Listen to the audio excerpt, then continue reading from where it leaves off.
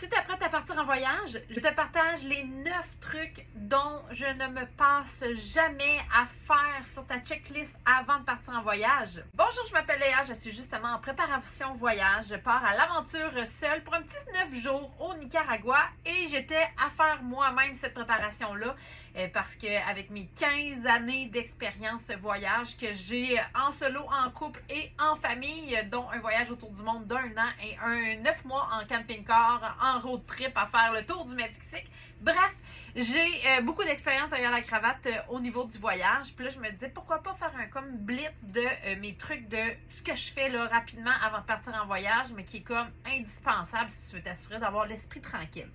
Alors, on commence. 1.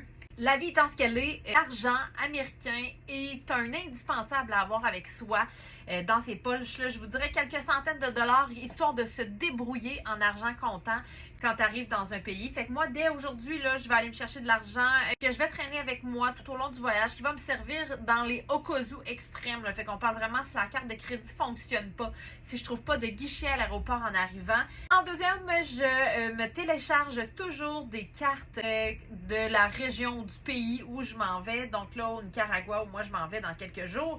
J'ai téléchargé sur Google Maps en mode hors connexion la carte de l'endroit. Donc, ça qui fait que si il n'y a pas de réseau où je suis ou encore que j'ai plus de gig ou j'ai pas de gig dans mon cellulaire qui fonctionne avec le pays, ben je vais pouvoir quand même me situer dans le pays et pouvoir me diriger. Troisièmement, je mets mon forfait téléphonique à jour en fonction de où je m'en vais. Donc, m'assurer d'avoir des données que je vais pouvoir utiliser à l'étranger.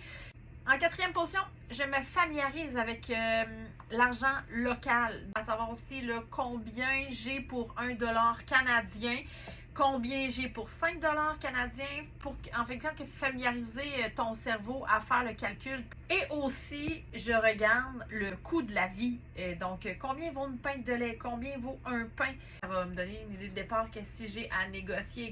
Cinquième truc, et non le moindre que je vérifie toujours avant de me rendre dans un pays autre que le mien, la situation géopolitique. Je regarde ce qui se passe dans les nouvelles, je regarde les tensions sont où, sont à quel sujet. Je vérifie aussi où sont les villes les plus chaudes dans le pays. Je vérifie aussi bien sûr si on a besoin de vaccins.